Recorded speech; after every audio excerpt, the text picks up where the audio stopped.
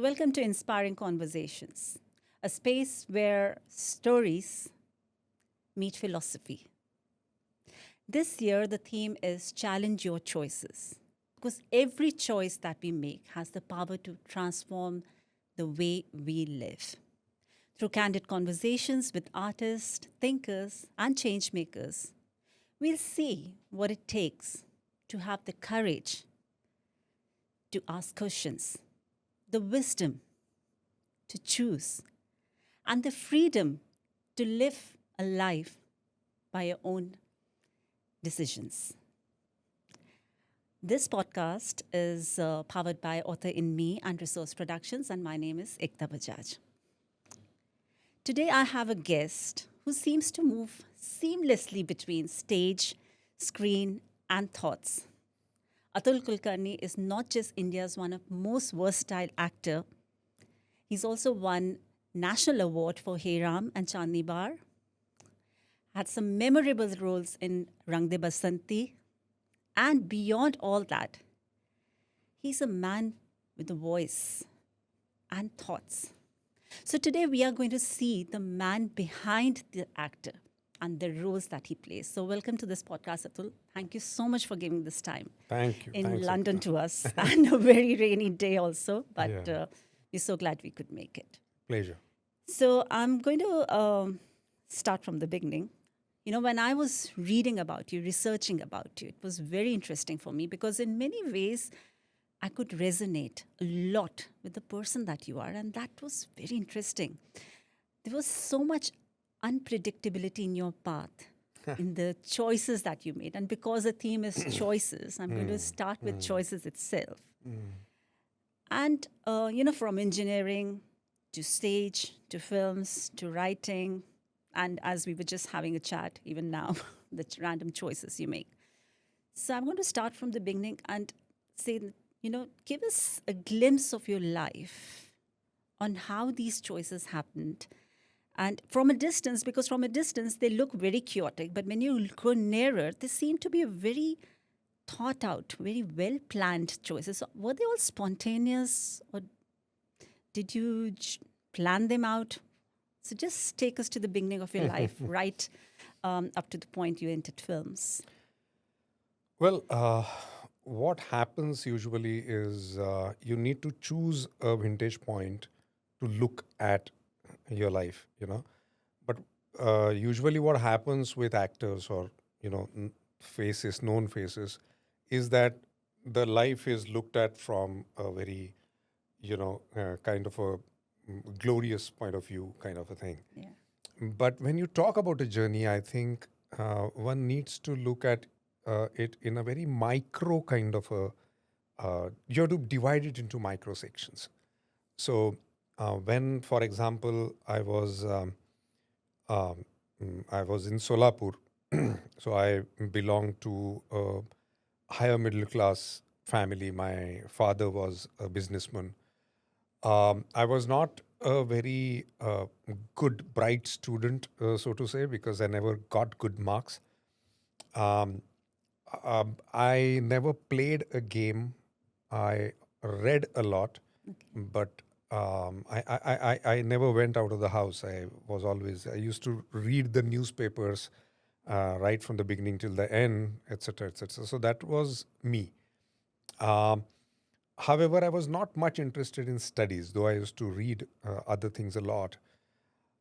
In the in my days, parents always wanted their children to be the engineers or doctors. So also was true for my parents. So they wanted me to be either an engineer or a doctor. So, but I failed in my 12th standard. I ducked. Yeah, I did. Of course, I was put into science faculty. But then I passed in the second attempt. Then I was put into engineering college.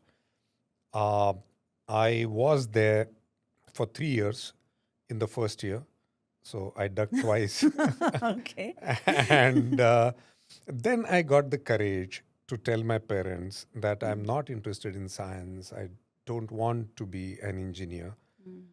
And I came back to Solapur, and I went into arts. I started doing Bachelor of Arts in English literature and other subjects. That is when, um, in my first year of college, I went on the stage for the first time. And now, mind you, here is a whatever 17, 18, 19-year boy who has failed miserably in a family which has no dearth of people getting 99 out of 100 kind of stuff. So all my cousins, my sister, they were all rankers, and I had left engineering. I had come when my parents were extremely unhappy, etc., etc. And I go on the stage and I become a star in my college overnight because of the play that I do. And I always attribute it to the glamour quotient, why I was attracted to this field.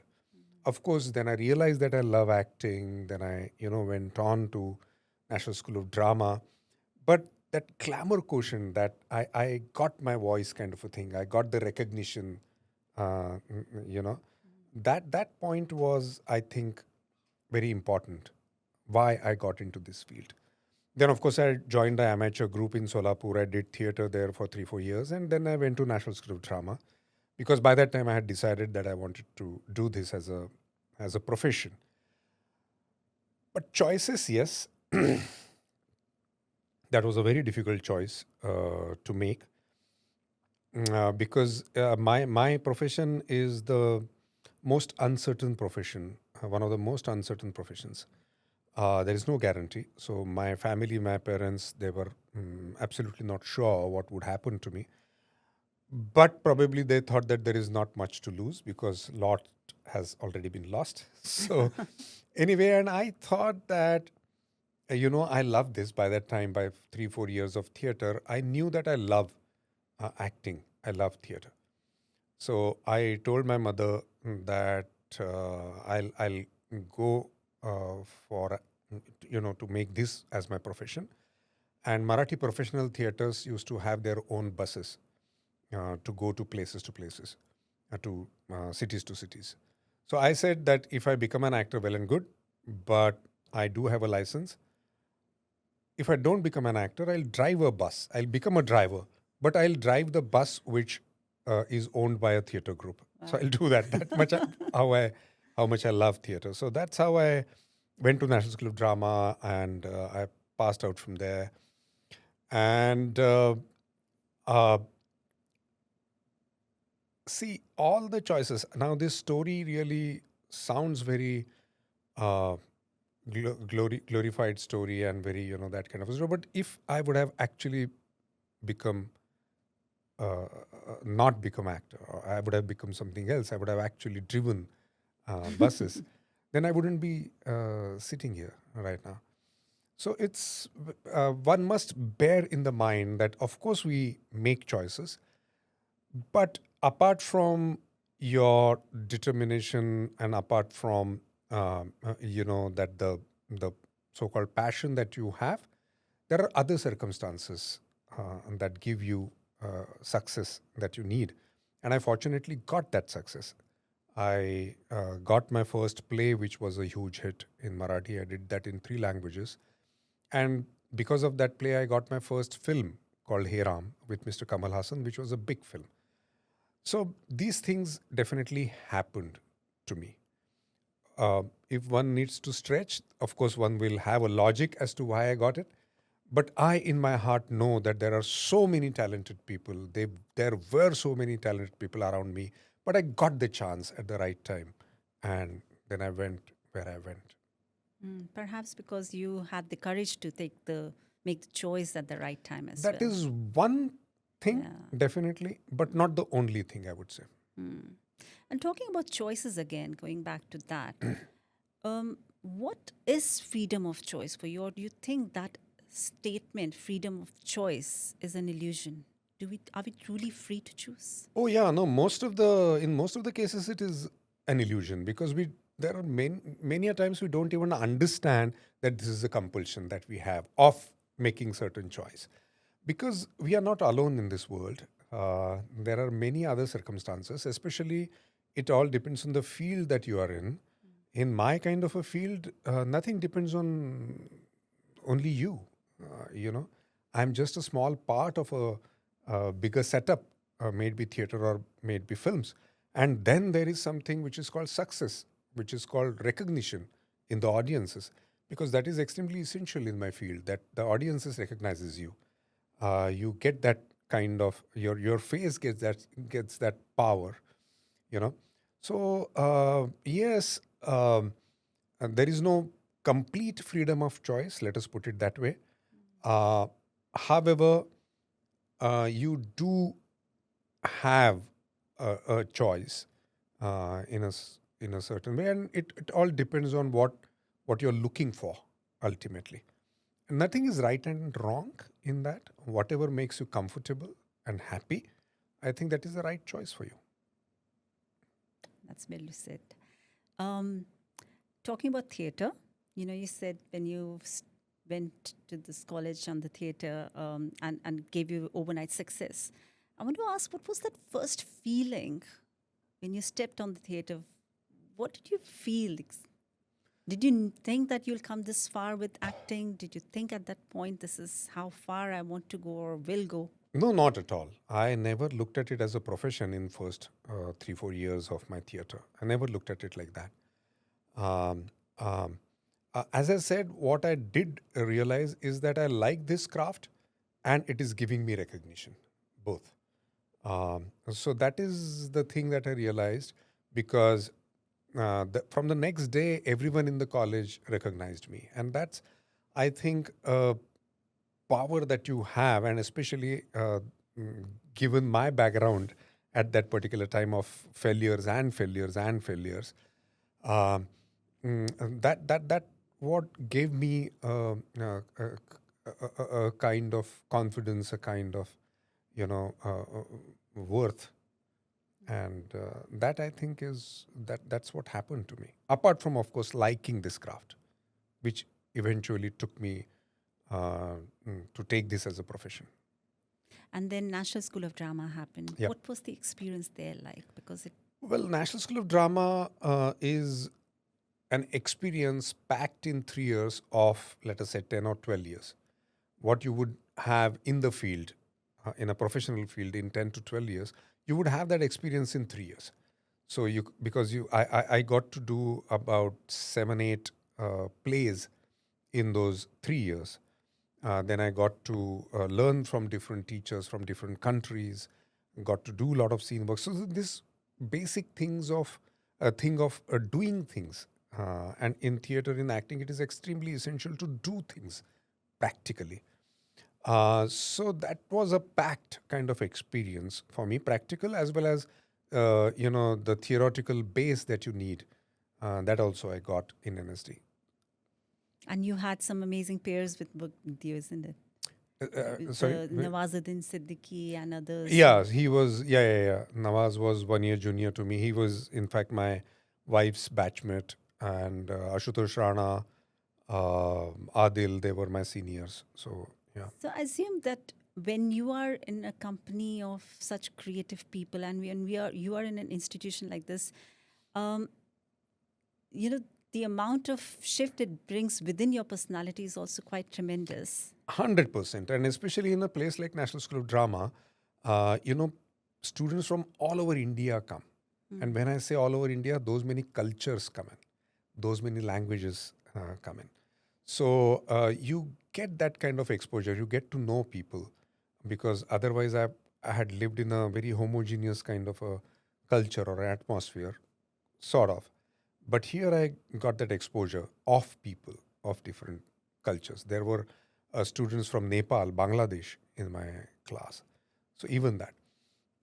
And then you are pursuing a professional skill for 3 years, day and night.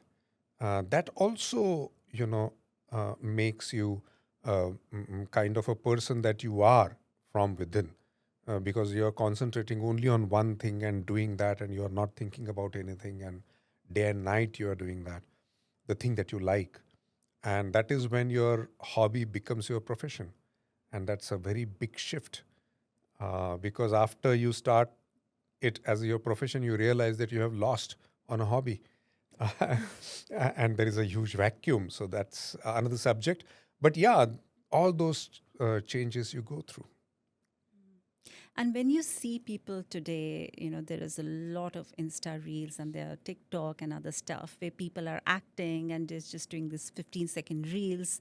And there are some pretty amazing ones that do, go viral or something.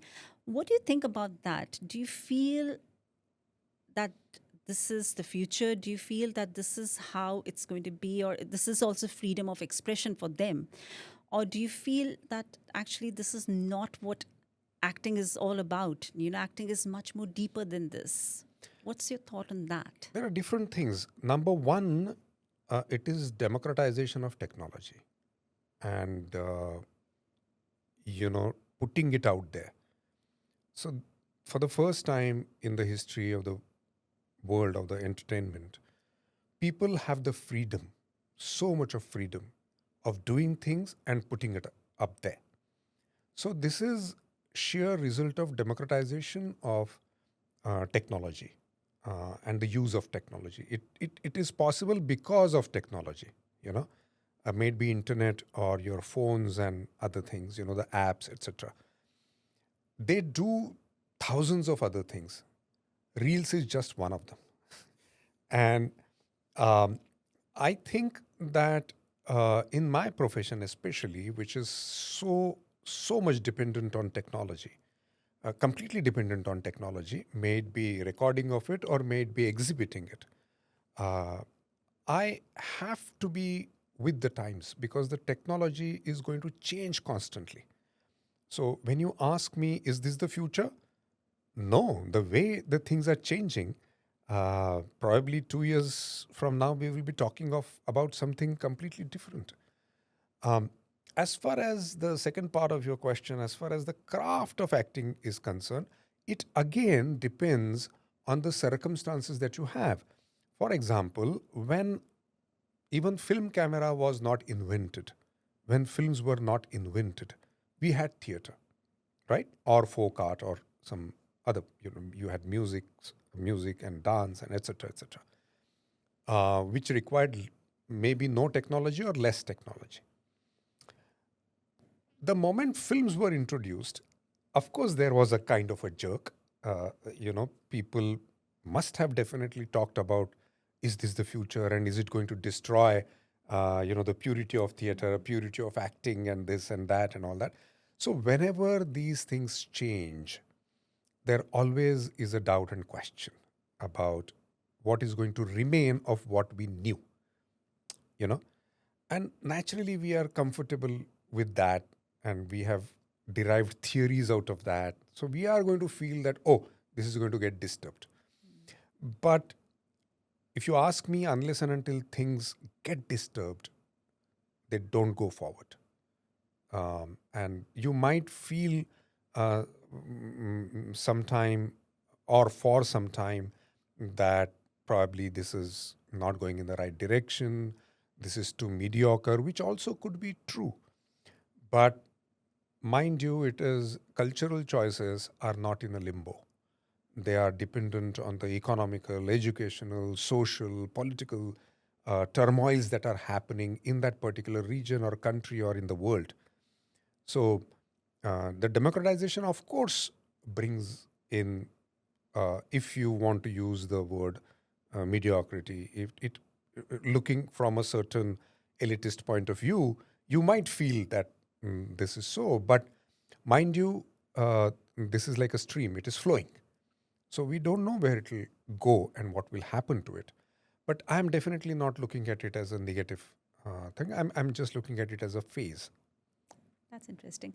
And also, I feel that, with technology that you're saying is happening, the life of actors has also shifted, isn't it? There was a time when it was in a bubble. They were, because we were not exposed to Uh-huh. the Yeah, yeah. lives and the choice, the daily lives. But now we know every day, if you're following an actor, that, this is what's happening in their day-to-day life. That is that comfortable zone for you, or you feel? Again, I would put it that it's a phase because people had that access, and especially actors and media people could, for once, take away the formal media out. They could directly communicate with the audiences. Otherwise, they had to, rely on the print media or on the television media, and uh, it would depend on how they portray us, etc. But here it is completely in our control. But having said that, it's a phase. So now you will see people. There is a example of a recent film which was released, Sayara. So those actors are absolutely not exposed to it. So this is a new experiment that they are doing. So it is a phase. So and one must remember that technology is changing so fast, like that it has never changed in the history of technology or in the world so fast. So, as I said, what we would be talking 1 year from now or 6 months from now would be completely different. And when things change so fast, which affect everything else, they affect economy, they affect social structures, everything. Technology always has been the chief disruptor of human life, right from the invention of plowing. Technology has been the chief disruptor. That is interesting. And now it is disrupting every now and then, disrupting very fast. So we don't really know where we are heading at. And in many ways, it has also probably helped us imagine more or see more possibilities because with the amount of possibilities that we can create, let's say, even if it's a video, the amount of effects that can come with one scene, it has probably given us more possibilities of. 100%. Technology, that is what I mean. It has given a lot of possibilities of in everything, not only about creating things, but when I say democratization of it, it also means exhibiting it, of taking it to the people. And not only that, people reacting to it, that also has got democratized. So the reactions directly reach the makers, may it be a small reel or may it be a huge film. So all that, transaction between the consumer and the maker, it is amazing. And that is why it is creating more possibilities. Yes, you're right. And you said a very interesting line. There's about this disturbances that create change. So, in your own life, is that what you're always trying to do? Trying to find, right? Trying to evolve, trying to always create something new and discover something new about yourself? And how important do you think is to evolve internally in any profession, be it acting or whatever profession one is? Oh, yeah, it is. I think it is extremely important because what we usually aim for is to reach a comfort zone. We always do that, and nothing wrong in that. Of course, we all look for it, look for a comfort zone. We reach there. But I have always felt that it pays off to leave your comfort zones. Um, it's not compulsory. It is not a principle. It is not a moral this thing that you should or that is how you should live life. No, not at all. That is what I always felt, that even when I make acting choices, I always say that when I read the script and as a character, if I see something like that, that immediately what comes to my mind, uh, a characterization that comes to my mind, I put that aside because that is there now in my head. And I try to find something which I have not been able to, which was not very obvious, let us say, at that moment to my mind, right?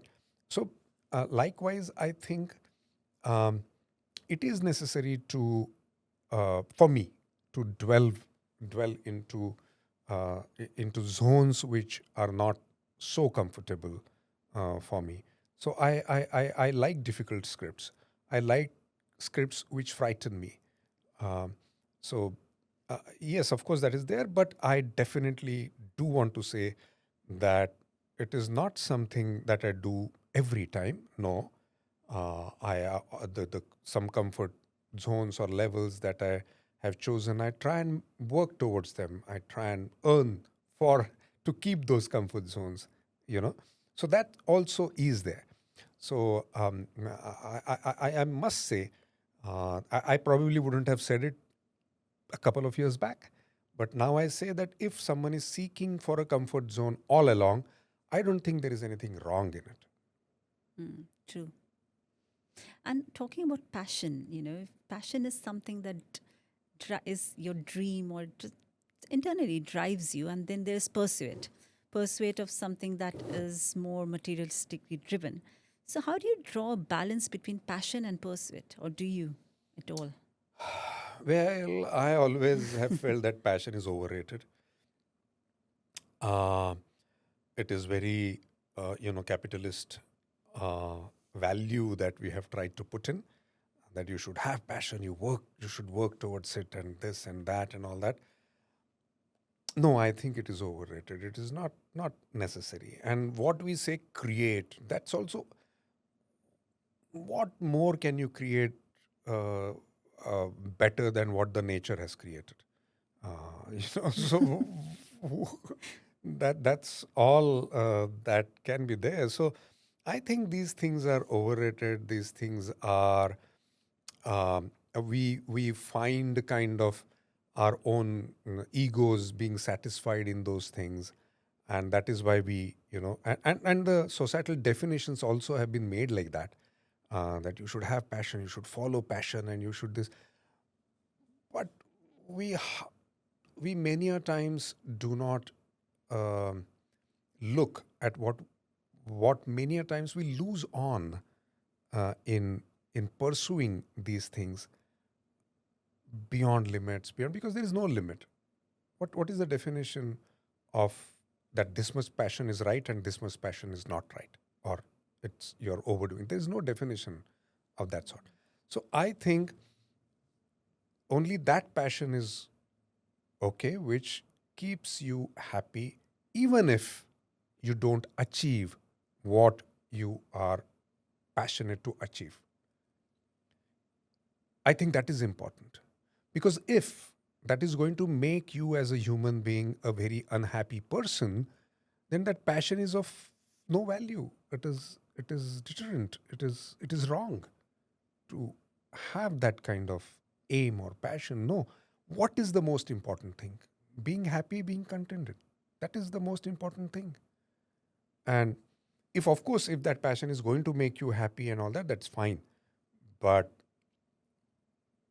but then you have to be honest enough to tell yourself or to know that whether that is really making you happy or it is making you unhappy, though you are achieving things. You know, so it is very ambiguous. But since, as I said, in this capitalist world, especially in last 30, 40 years, we have, I always say that these very wrong words like workaholic or fitness freak. I always say that, boss, realize that there are negative words attached to that. Alcoholic, only because you attach to it to work doesn't make it a positive word. Only because you attach the word freak to fitness doesn't make it a good word, good value to have. No, but in this competitive world, we have given a kind of pedestal to these wrong words and wrong things. I think passion is one of them. It's too much of importance. We were having a chat earlier, and I told you, and you told me that you're not spiritual, but I told you, you almost have that saintly mind, that sant buddhi, which I said you do have it. See, these are Because very subjective words. I'm using How that you would word. define spirituality and sainthood would be completely It's different it's a from anyone mindset else. that I'm very Yeah. intrigued by your mindset, because there's almost no fear. You're that person who actually walks the talk. You see something, you make an inference, and then you do it. Hmm. And I want to understand what's what's the thought behind this confidence that you have, or this clarity that you have about yourself. Where is it coming from? Uh, Whenever I'm asked this, I always say that probably it has got to do with the positive arrogance that I have in myself, or the rebellious nature that I have always had in me. It has probably got to do with that. I don't know. Um, but having said that, I think I also attribute it to the circumstances around me, which allowed me many a times to, take those decisions and live by those decisions. It's not always possible to everyone. So I do attribute it to the circumstances. You call it fate, luck, whatever it is. I don't know, but definitely not everything was in my hands. And one shouldn't think that if you decide it will happen. No, many a times it doesn't. And even in my case, probably every time it has not happened. But many a times it has happened, and I was able to live the way I wanted to. Uh, so yeah, both, I guess. And do you have any regrets? Do you believe in regrets? There is nothing to be believed or not believed to Some be people believe in are regrets and all that. completely living No, in that. see, it's a very human. Not everything is going to happen as you imagined or as you wanted to. So, and you always would think, if I would have taken that decision this way, would the things would have been different? You are always, one would be lying if one would say that no, whatever decision I have taken is no. I think it is too much of ego pestering if one says that. No. So there are going to be regrets in the sense of um, at that particular point when you are taking a decision, of course you feel that this is the right decision.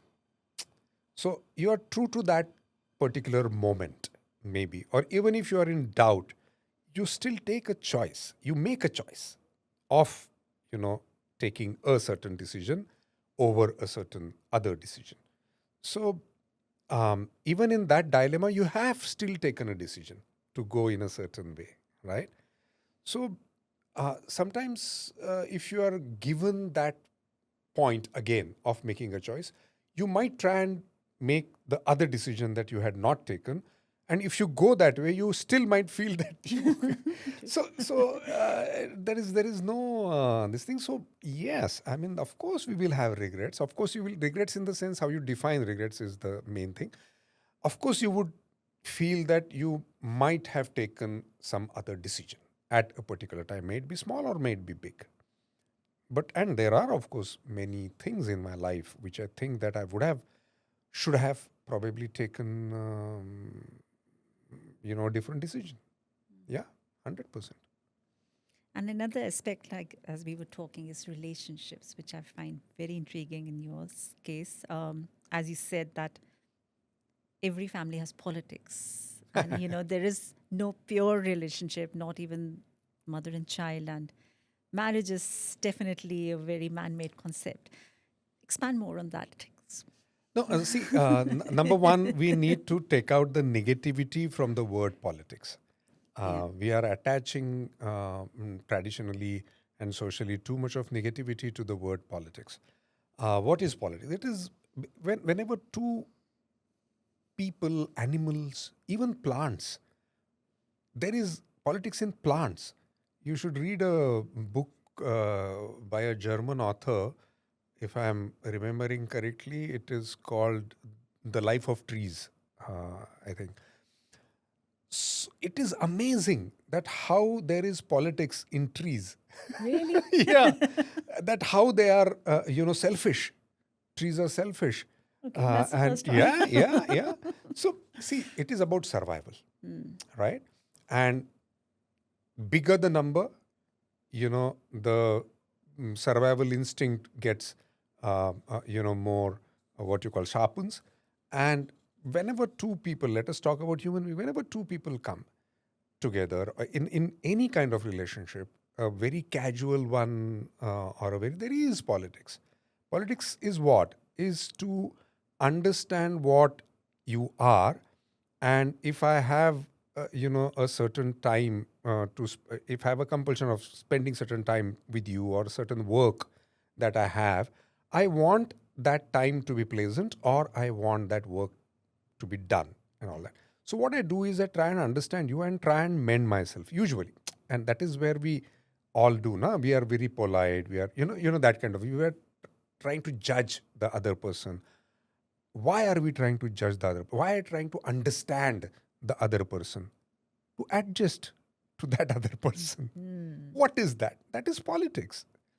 And we constantly, and more the compulsion in a relationship, like a marriage, it's completely a compulsive kind of a legal relationship that we have created, the human beings have created. The more politics you are going to have, because because there is legality involved, there is compulsion involved, and I don't think there is anything wrong in it. I do not understand the word unconditional love, even with the pets. I don't understand that.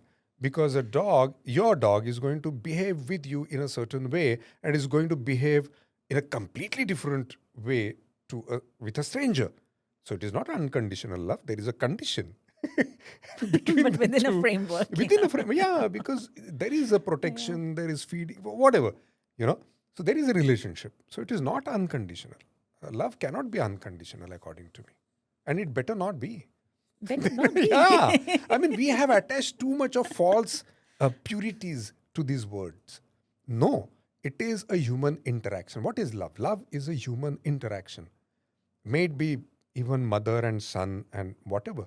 There is dependency. There is emotional dependency. There are,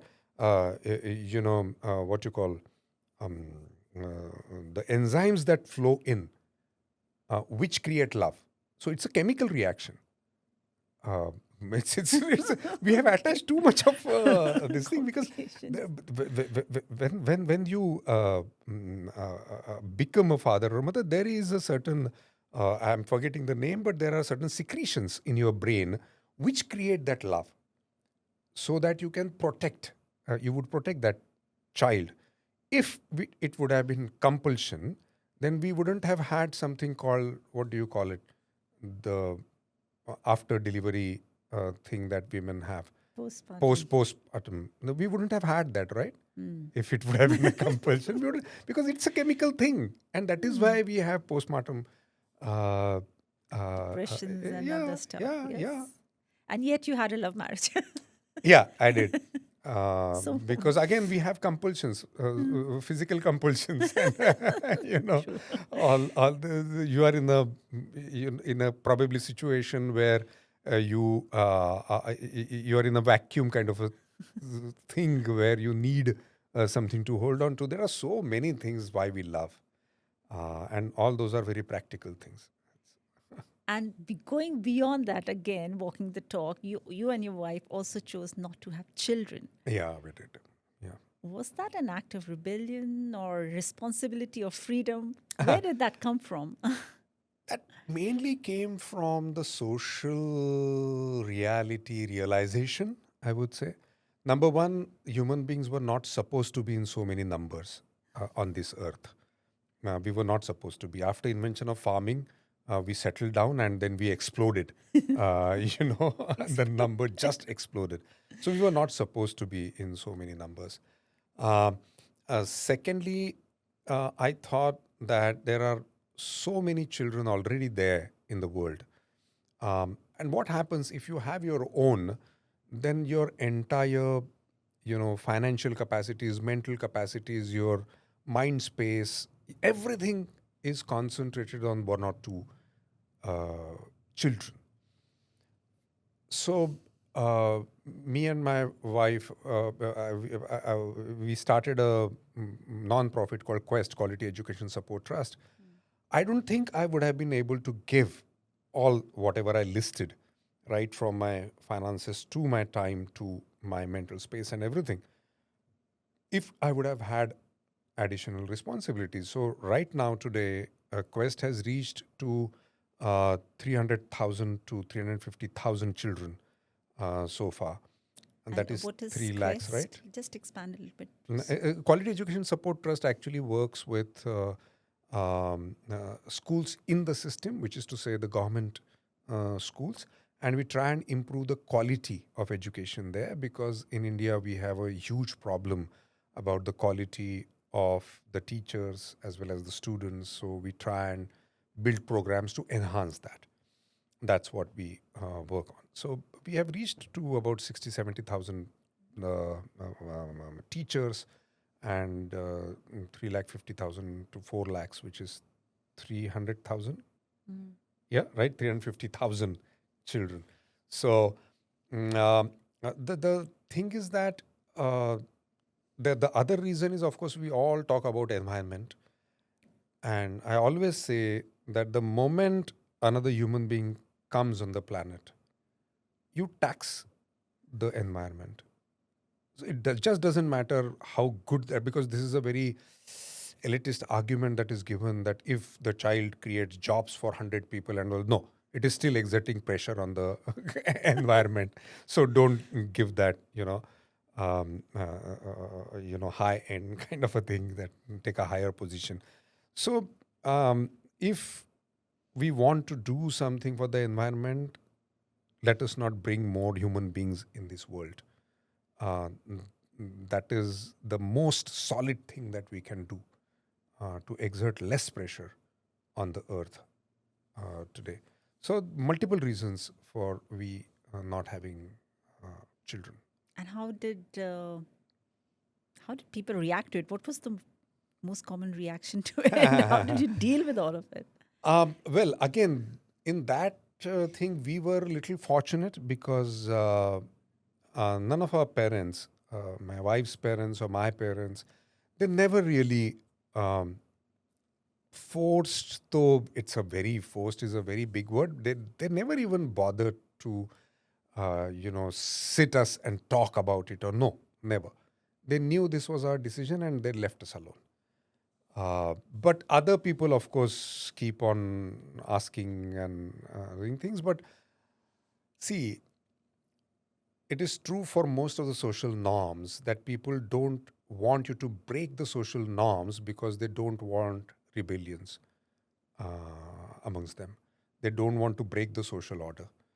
And the other thing I always say is that they always make you fall into the set norms, because they feel that, oh, I had to follow it, then the other person also need to follow it. True. That is why people make you, they try and turn you into something that is exactly like themselves. And that is what they are comfortable with. Otherwise, they themselves become uncomfortable looking at the rebellions. You're almost like this lone ranger, like as if you have this worldview, which maybe was formed by a certain experience. I suppose it was. I don't know when you formed this worldview. I really want to know next. And it's almost like you're walking in that world by yourself, unaffected by others. And there is a sense of detachment that I get from you. Are you detached from sorrow, joy, or what people say? Do you live that kind of life? Well, I always get that I am detached from it. But of course, I feel sorrow. Of course, I feel joy. It is not that It I doesn't am a come across. stone. Um, uh, but I realize that my views are not very common views. But whenever I have realized one thing, whenever I talk to people about these views, they think about it. They start thinking about it, and they don't right away say that this is wrong, or something which a life should not be led like this. I always get a feedback. No, yeah. I mean, if the choice is given, I would have liked to live like that. So what does that mean? That means that most of the things are decided by other people and we don't decide them how we want to live. And that is how we have been taught right from our childhood, that you live according to what the definitions of the world are, and then only there will be tick marks, and then only you'll be considered to be a successful human being, a man or a woman. And then there are different tick marks for men, different tick marks for women, Yeah. that if you do this, then you are a ideal woman or a ideal man and all that. And all these definitions are made by someone else, they are not made by us. And I think we to answer the first part of your question, I think we all are born with a certain core, right? So I wonder if that changes a lot. What forms that core and all that, I don't know, but there is a certain core. Whether you stick to that core and try and follow, and if the world, the circumstances let you do that, to what extent the you can rebel, also I think depends on the circumstances, on your nature and everything. So I had probably this core in me, and sometimes or many a times the circumstances favored it. My decisions uh, kind of uh, uh, they, they they they did not um, made my life very difficult. I could keep up with my decisions, let us say. So all these things happened, but it was a process. It was not from day one. I have changed 180 degrees in many of the things, um, like concept of God and religion and caste and rituals. I have changed 180 degrees. So it's not that I was born completely like this. I was born probably with that core that I said, but rest I think is because of looking at the world, of reading, of analyzing things in my head, looking at the world, traveling, understanding people. My profession taught me a lot because I, interact, or rather, I do many people as a profession. It almost reminded me that I almost forgot that you're an actor. I'm so intrigued by you, by your personality, that I think I should ask you something about acting as well now. Yeah, let's talk something about acting. Yeah. You played some amazing roles, very quite different variety of them, and in many different languages as well. So how do you kind of maintain, how do you work through that diverse roles that you play? Yeah, it happened so that my first film, Heram, was shot in two languages and released in three languages. In the sense, we shot in Tamil and Hindi. One shot in Tamil, and again the next take would be in next shot would be in Hindi, and we dubbed in Telugu. So it was released in multiple languages in that time, in 2000. Uh, so now we release in multiple languages, but that time we released Heram. I mean, Kamal Hassan Saab released it in three languages. So I was introduced in all the industries simultaneously. And it so happened that I was offered roles all the time in all these languages, all four South Indian languages, and Hindi and Marathi, and few films in English, etc. So I've been regularly working in 7 to 8 languages. Uh, so it happened so, and and it continued to be so. So that is really the simplest answer to it. And how do I choose? I don't really look at the language. I look at the script that comes to my way at that particular time. If it is from a certain language, it's fine. So it has always happened with me that my fans, followers from all the languages, all the time complain that why are you not working so much in my language? But every year I have probably 3, 4 releases, but then in certain languages I don't have releases for 2 or 3 years or maybe more sometimes. So it is that, but it accidentally happened so, and it kept on happening. And if there is a character that doesn't sit morally right with you, let's say it's completely against your personality, how do you prepare yourself to get into the character? Because your acting, I mean, it's so real. You almost live that character. How does an actor prepare, and you especially? Hmm. I always remember whenever I'm asked this incidents with Michelangelo. Uh, they say that he was once asked that he was a sculptor, Mm. and they said that, how do you, you know, take out this kind of sculpture out of a stone? So he said, no, no, no, the sculpture was already in the stone. I just removed the unwanted stone from it. Yeah. The sculpture was already there in the stone. So I think we human beings, we have all sorts of emotions. We are heroes, we are villains, we are everything. We have everything in us. As an actor, my duty is to whatever is needed for the character, you know, keep that and remove the unwanted part uh, from myself. I mean, I have everything, but if a character needs certain things and it doesn't need certain emotions or certain empathies and sympathies, then just remove them, and the rest is already there inside me. That is what I have always believed. So the skill is not of doing, but the skill is of not doing, Wow. of removing certain things from your personality, I guess. And it's not that you are able to do it 100% every time, because the voice is yours, the face is yours. So it is not really true. I always say that the phrase that they say, getting under the skin of the character, I think it is wrong. The skin is there. You have to get the character under your skin. How It is the interesting. other way, because this you can't change. And after a point, after you have done 2, 3 films, after people have started recognizing you, people come to see you. And then so my job is to make it convincing.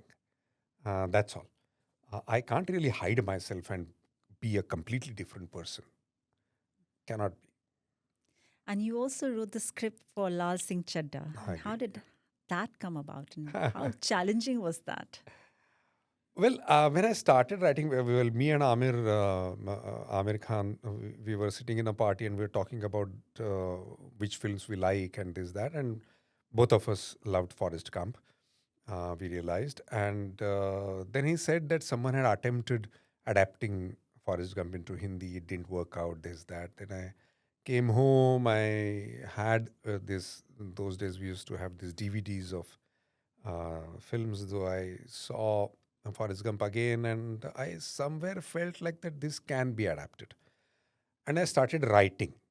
And I didn't know that I was really going to write a film script, or I was going to complete it. I just started writing it without telling anyone. But eventually I finished writing it. And then I called up Amir saying that I have a script ready for it. And that was, I think, within 15 days. I completed the first draft. 15 Yeah, yeah, days. 15 days. Wow. And because I had some shoot and that got cancelled, so I got free days. So everything, fell in place. And then eventually he read it after a few years, 2 or 3 years, and then we didn't get the permission to, make it. It took almost 6, 7 to 8 years to get the permission, and then eventually the film was made. And do you want to continue writing more or films? Where is it Oh you're yeah, moving I towards? definitely want to get more into writing now. Mm. And now that I'm going to spend more time in UK Good for us. after after getting my work visa and all that, so I'm really interested in writing. I have always been interested in writing. I quite regularly write articles for news papers in Marathi on social issues, on political issues, and all that. So I used to write poems and all that. So that instinct is there of writing, but I would definitely like to pursue it more. Maybe films, maybe novels. I don't know.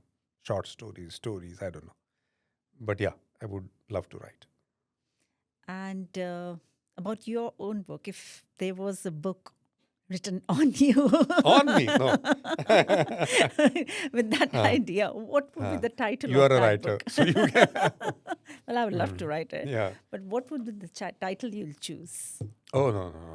I don't think any book should be written on me.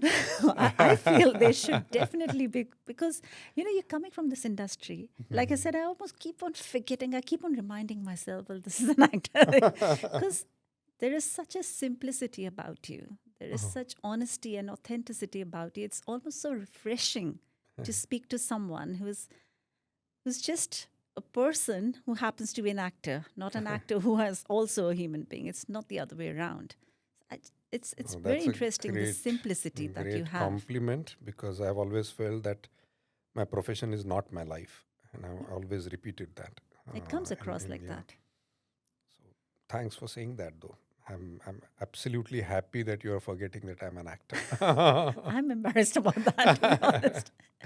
And No. I did read somewhere in an article that you also follow Vanaprastha. What was that? You believe in getting poorer every day, which was such an interesting statement. I mean, Yeah. again, being in an industry where you can be lured into getting more and more every day, be it fame, be it money, be it, new roles, there almost seems like there is no competition for you because you are already a winner in life and you're not even craving for anything more because it's coming your way, that the way you put it. No, that thought basically came from a very, the only fact of life is that, and we keep on forgetting that, there are only two things which are certain in a human life, that we are going to die and we are going to deteriorate and die. Physically, mentally, emotionally, we are going to deteriorate and die. I'm talking about natural death, of course. All the philosophies, according to me, have come from that vintage point. Because if this is certain that we are going to die and we are going to deteriorate and die, and we don't know what is going to happen after, then what is the meaning of what is happening now? Uh, that is where all these concepts have come from. You know, all the philosophies have come from, all the concepts have come from, right from God to religion to rituals, everything. And in India, we had this great thought, I would say, not a tradition, a thought uh, of four ashrams, which is to say four sections of life, which is brahmacharya ashram, gruhastha ashram, vanaprastha, sannyas. Then, yeah, so was very simple that you learn things, then you apply those skills and make your living and make your family this that. Then after a point, you leave all that and retire, basically, and then ultimately you leave everything, your relationships, this that and all that, and you go in a jungle. So those are the roughly four stages. I really love that concept, because that concept as well has come from this vintage point, that if you are going to die, if you are going to deteriorate and die, then calculate in the reverse way. How do you want to live? You know, that is the main concept. So, and it depends on the age naturally, because I've just yesterday turned 60. So I know that it's at least two-thirds of my life, at least, is gone, done. So just one-third life is remaining, if at all I live up to 90. Uh, so now I better start, and naturally my body has lived for 60 years, my mind, my everything has lived for 60 years. So and now it is just going to deteriorate further and going to go towards end. So I Not your better mind. respect that. No, it will eventually. It will eventually. So I better prepare. And there is this nice book called Vanaprastha by Mr. Devi. So he has that thing in his thing. He says Vanaprastha is not about, I mean, retirement or going into seclusion or whatever. Is he says a very nice thing. He says that today our anxiety is not really about getting richer every day. It is out of the fear that we don't get poorer than yesterday. How interesting. Yes. True. That is the fear. It is the same thing, but it depends on how you look at it. So he says the anxiety is not about getting richer, it is about getting poorer. What if you get poor the next day? And that is why we start, struggling and working hard and all that. And with inflation and everything, all the more. Uh, and so he says that Vanaprastha, this retirement, is actually about getting poorer every day. That you should be ready about it. That, oh, yeah, because I don't need many things now, because I am, kind of retired or semi retired. So it's fine if I'm getting poorer every day. However, the one who has an eye on economics of the world and inflation and everything, the calculations are becoming really difficult with health expenses and all other expenses. It has gone for a toss. Even my calculations have gone for a toss. But still, as a concept, yeah, I definitely believe in that. Yes. I think you're so amazingly rich in your experiences and thoughts, honestly. We will have to wind up, but I'm going to end up in a very lighter note because we've spoken a lot about philosophies and you as a person, though I could endlessly talk to you. So I just want to understand this, just three things, three tips for any aspiring actor. Oh, I always get scared of these questions. Any three things, any one thing, I and didn't all ask for that one because because I thought it's going to be very difficult. So I give you a choice of three. no, but this is very interesting. I always say, uh, especially it is very true for actors, is that there is a difference between liking the craft of acting, being able to act, and make business out of acting. These three are completely different things, and they are not interdependent. So you may like acting, but you may not be able to act well enough. So to say, there is no fixed definition, but just for the sake of it, we are saying you may not be a good actor in that sense, but you may be able to do extremely good business of acting. So because that requires a different kind of temperament to be a successful actor as a business, acting as a business. So these things are different because usually people come here because they like acting, and nothing wrong in that. But I think you need to judge if you are, good enough to do business of acting, and that requires a solid temperament. It doesn't require much of a talent to be happy in this business. May it be success or may it be failure, you require that tenacity, that temperament to handle success and handle failure, because this is the one of the most uncertain businesses, as I said earlier. So So that's that I interesting. think You that need is to the only know thing. where you are if you're coming in this business. I Yeah, mean, where and to so act, only this. That is manage. why I don't like these words like passion. Mm. What does it mean? I have passion for acting. Means what? I mean, means what? If you have passion for acting, then just act in your life on the roads. Would that be enough? No, you want to do films. Why? Mm. You want to be famous. Why? There's something beyond passion I then. see why people don't counter argue with you because you're very convincing. Okay, three observations of life that have stayed with you.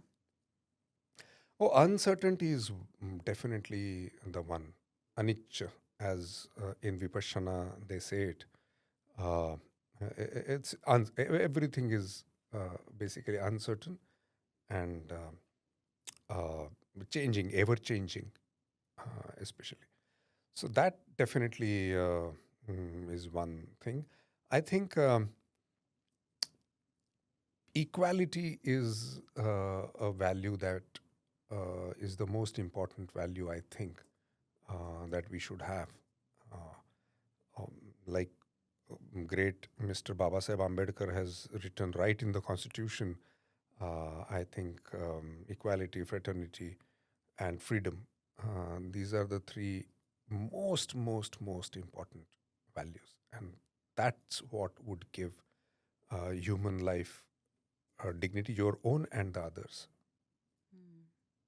Amazing. And also three books that probably have inspired you, three people, books, and some more. Oh, they keep on changing actually. Of late, of course, I keep on recommending Sapiens because I like him, Yuval Noah Harari. I like his writing, his books very much. There are, of course, uh, contradictory thoughts about his thoughts, but I do like the way he speaks about human history, human um, present, and human future. I do like about that. I like him a lot. So all his books, I think you will know. And that has been my kind of go-to author for last few years, and that definitely is that. Ah, hmm. Right now, I am reading more about Ambedkar. I have been reading about it. Of course, you know about Ambedkar and all that, but now I have seriously trying to read about him. So, Iconoclast is a latest biography by Tel Tumde, Mr. Tel Tumde in English. It is this Iconoclast. So, I'm right now reading that. It's a great biography of his from the point of view as how he developed philosophically. But I think Gandhi and Ambedkar are the greatest philosophers and politicians and whatever, everything that India has produced. Gandhi, of course, I did Mahatma Gandhi's role. Yes. So because of that, I read a lot about it. I actually played him on stage for 3 years. So that's a different relationship with him. I understood him better because of that. But I think these two people, Gandhi and Ambedkar, are anything that one gets to read about them, one should. Amazing. And I asked this before also, that if there was a book on you, what would it be called? I think we didn't answer that. I want to know that. I mean, it's very funny, but probably you can call it experiments with truth. Okay. Another experiment with truth. No. Gandhi was too big for that. I'm just joking. Sorry. On that note, I think we will have to end this, but it's been an absolute delight speaking to you, and Thank you. just such an honor to just know you Thanks as a for person. inviting me. Thanks for making this happen. Thank you. It was a Thank pleasure you talking. so much. And that Thank was Inspiring Conversations with Atul.